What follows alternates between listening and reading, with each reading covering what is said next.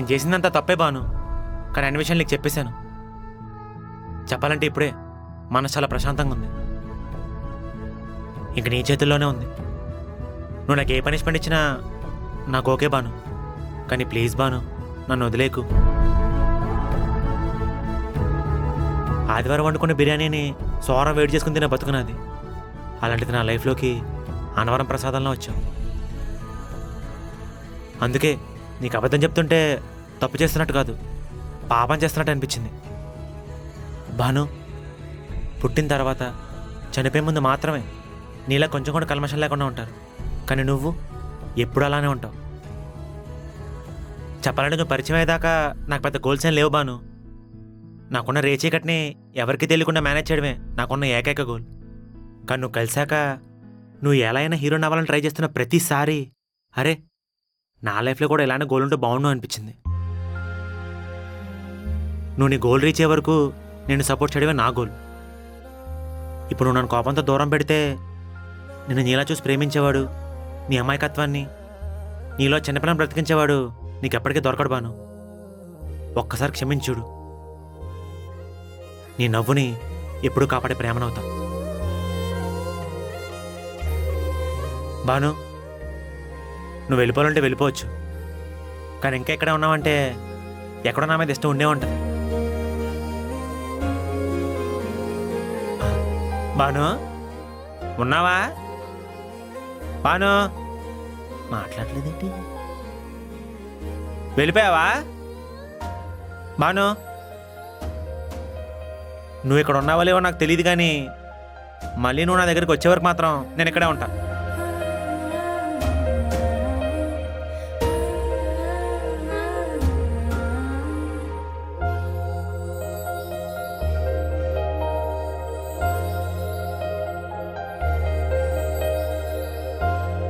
సరే పద వెళ్దాం. బాను, వచ్చేసావా? నేను ఎక్కడికి వెళ్ళలేదు, ఇక్కడే ఉన్నా. ఇక్కడే ఉన్నావంటే నన్ను క్షమించేసినట్టేగా. కుక్కరిస్తే కరుస్తుందేమో అని అందరు అనుకుంటారు, కానీ నేను ఆకలేస్తుందేమో అని ఫుడ్ పెడతాను. ఇది అంతే. ఇందుకే బాను నువ్వు అంటే పడి చచ్చిపోయేది. నన్ను లైఫ్ లాంగ్ మీ ఇంట్లో కుక్క అనుకోవచ్చుగా. రే, నేను నీ మీద చాలా కోపంగా ఉన్నా. నువ్వు ఇంకొక మాట మాట్లాడినా నిన్ను చంపేస్తా. అంటే నా మీద కోపం పోలేదా? మరి ఎక్కడ తీసుకెళ్తున్నావు? నీకు ఇష్టం ఉంటే అని తీసుకెళ్ళు, లేకపోతే ఇక్కడే ఉంటా. రే బాడ్కవ్, నీ ప్లేస్ లో ఇంకొకడు ఉంటే వాడిని కొట్టి మా నాన్నకి చెప్పి బొక్కలో వేయించేదాన్ని.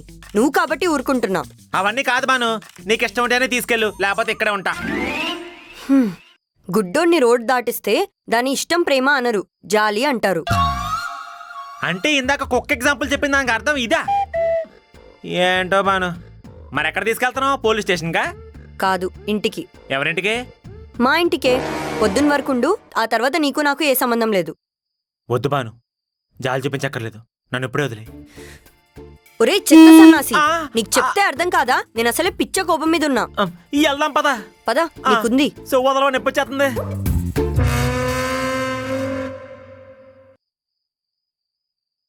బాను, నీకు నా మీద కోపం ఉంటే నువ్వే తిట్టు, నువ్వే కొట్టు. అంతేగాని మీ నాన్నగారికి చెప్పి నన్ను స్టేషన్లో వేయించుకో. మాది అసలే చాలా పరువుగల కుటుంబం. మూసుకొని ఉండమని చెప్పానా నీకు? బాను ప్లీజ్ నన్ను పెళ్లి చేసుకో. నువ్వు చెప్పినట్టే తిరుపతి మెట్లు మోకాలతో ఎక్కుతాను. ప్లీజ్ బాను. ఒరే బూర్ది గుమ్మడికాయ, నీకు సైలెంట్ ఉండమంటే అర్థం కాదా? సైలెంట్ ఉండు. సారీ బాను. ఇక్కడ మెట్లున్నాయి, చూసుకో. కొంప తీసి నువ్వు కూడా మీ అక్కలాగా నన్ను వదిలేసి వేరే తగులుకోవు కదా? నోరు ముయ్యమని చెప్పానా నీకు?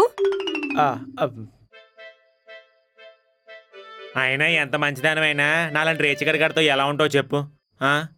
అది అటు కాదు, ఇటు. ఒకవేళ పెళ్లి నైట్ అయితే తాళి నీకు కట్టం మానేసి ఆ పంతులకు కట్టేసినా కట్టేస్తాను. నాలాంటి వాడిని ఎవరు పెళ్లి చేసుకుంటారు? రేయ్, వంటలొక్క దగ్గర మేకప్ దొబ్బేసే చెత్త వెదవా. సైలెంట్ ఉండమని చెప్తే అర్థం అవ్వట్లేదా? నోరు ముయ్. సారీ బాను. పద. ఇది డోరు. అప్పుడు ఇంటికి వచ్చావా? వచ్చేసాం, పద. బాను, నన్ను జాబ్లోంచి తీసేస్తావా? అంటే ఏం లేదు, మా అమ్మ బట్టలు ఉతలేకపోతుందని ఒక వాషింగ్ మెషిన్, వింటర్లో తక్కువకి వస్తున్నాయి కదా అని చెప్పి ఏసీ ఫ్రిడ్జ్ కొన్నాను. ఇప్పుడు ఈఎంఐ కట్టకపోతే మా నాన్న నా నోట్లో చూపు పెట్టి హైడ్రోజన్ గ్యాస్ ఎక్కిచ్చేసి గాల్లో ఎగరేసేస్తాడు బాను. సరే, నీ రూమ్ వచ్చేసింది, లోపలికెళ్ళు. సారీ బాను. లోపలికి వెళ్తావా బయటికి పంపించమంటావా? లోపలికి వెళ్తాను. Good night. చంపుతా, లోపలికెళ్ళు. ఓహో, డోర్ ఇటుందా? బాయ్ బాను.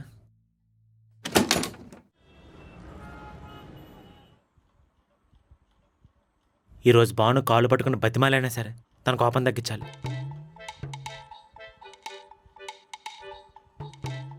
రే నన్నా నిన్నే రాలే,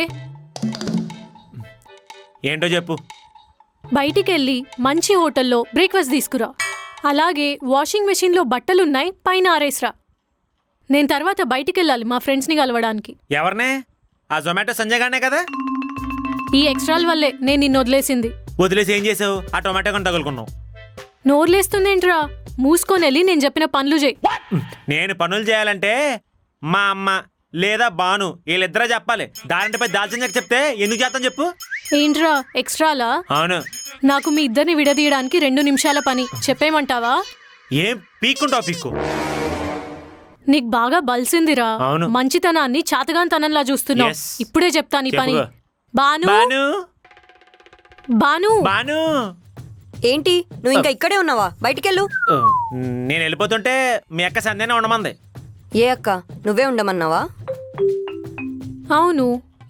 ఏమైంది? ఉండమంటావులే, ఎంతైనా నీ ఎక్స్ కదా.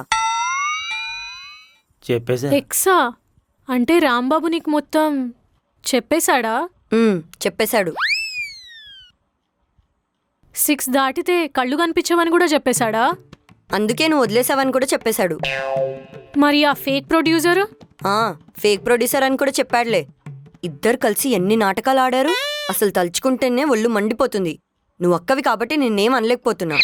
రేయ్, నువ్వు బయటికెళ్ళరా. బాను నీ గుండెల మీద చేసుకుని చెప్పు. నేను లేకుండా నువ్వు బతకగలవా? ఇలాంటివి చాలా తట్టుకున్నా, ఇది కూడా తట్టుకుంటా. కానీ నీలా మోసం చేసేవాడితో మాత్రం అస్సలు ఉండను. కానీ నేను తట్టుకోలేను బాను. నువ్వే అన్నావుగా నీ లైఫ్లో మీ అమ్మగారు లేని లోటు పెద్ద గీత, తర్వాత వచ్చి ఏ పైనైనా పెద్ద గీత పక్కన చిన్న గీత అని. అలానే నా లైఫ్లో కూడా నేను మిస్ చేసుకోవడమే పెద్ద గీత బాను. అది నీ చేతుల్లో లేదు, కానీ ఇది నీ చేతుల్లోనే ఉంది.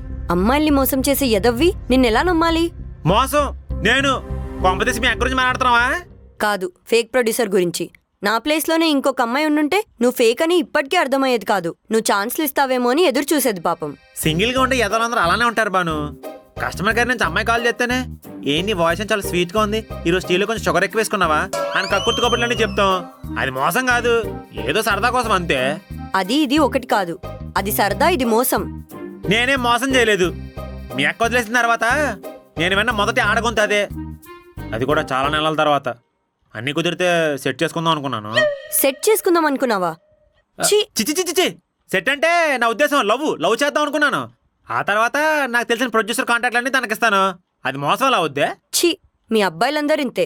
అమ్మాయిలంటే రెస్పెక్ట్ ఉండదు, తప్పు చేసినా ఒప్పుకోరు. అబ్బాయిల్ని మాత్రం ఎందుకంటావు?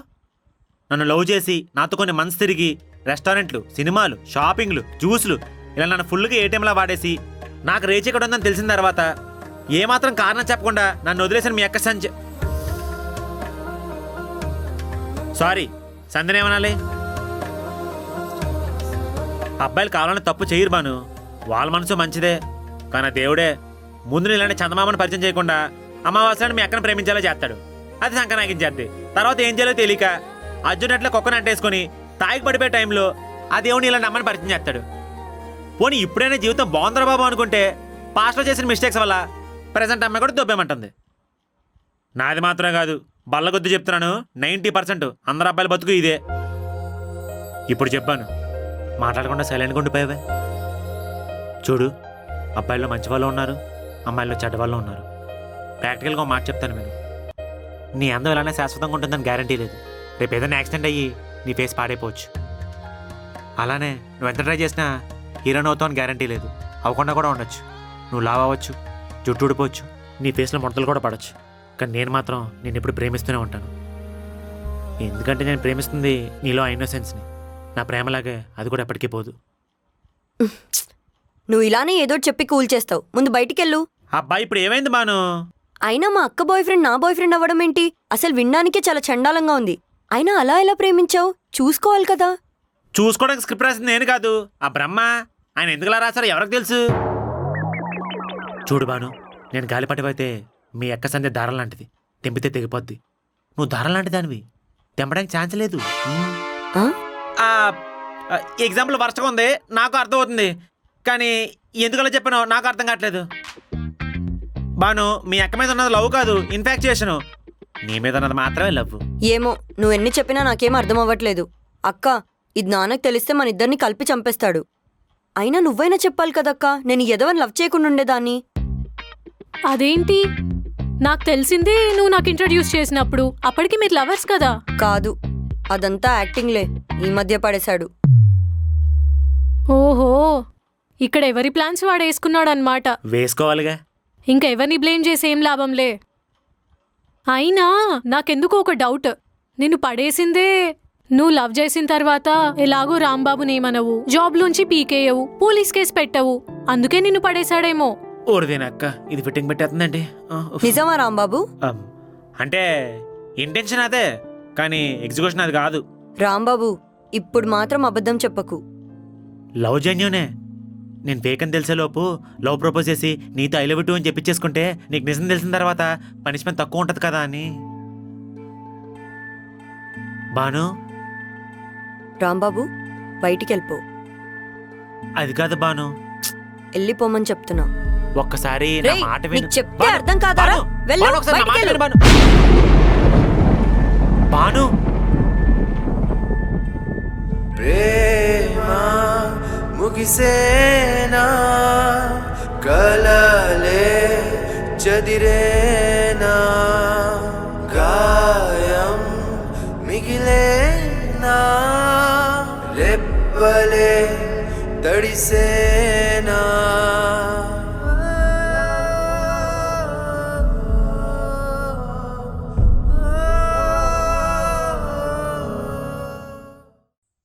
అమ్మయ్య, బానుకు నిజం చెప్పేశాక మనసంతా ప్రశాంతంగా ఉంది.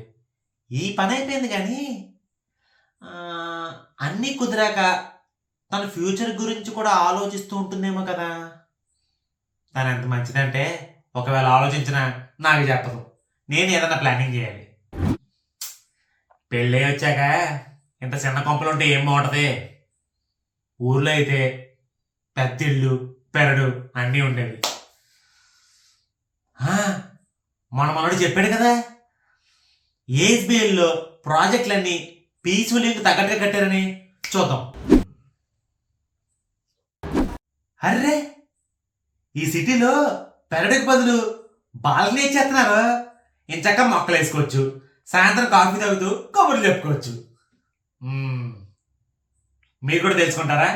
డిస్క్రిప్షన్లో లింక్ ఉంది, వెళ్ళి చూసేయండి. ఫాలో కొట్ట మర్చిపోకండి, అప్డేట్లు వస్తూ ఉంటాయి. బాయ్.